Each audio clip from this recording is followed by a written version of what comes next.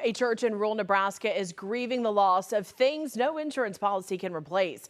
Pieces of the church's history gone overnight. Church staff of St. Paul Lutheran Church near Concord, Nebraska say they first discovered the items missing on Sunday morning when they went to open the church. After taking inventory, they discovered more than 24 items were missing. Many of those stolen items were sacred, century-old artifacts the staff described as precious and irreplaceable. Pastor William Bertrand estimates the loss to be several $1,000s. Now, this church has an open door policy, so the doors were not locked at the time of the robbery. The Dickinson County Sheriff is investigating. The church was founded back in 1862. Many of the stolen items date back to that era. KTIV's Taylor Deckard shares how parishioners are now forced to pick up the pieces.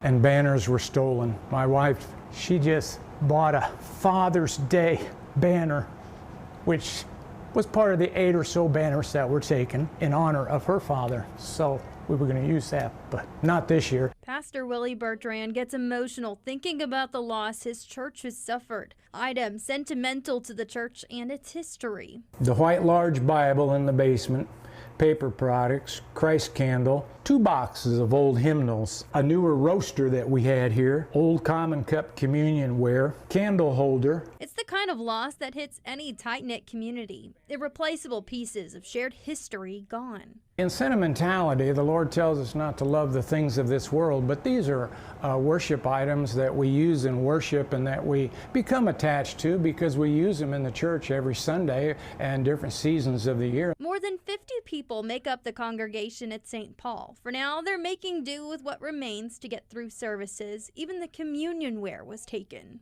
Don't worry if we have to use a plate from home and a glass like we normally eat and drink out of.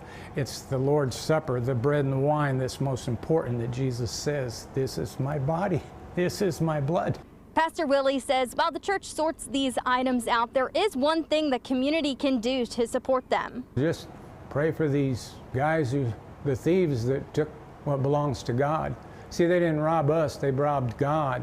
Who robs God, you know? He hopes the person or persons who did this returns the items that may not have any value to them, but are invaluable to the church.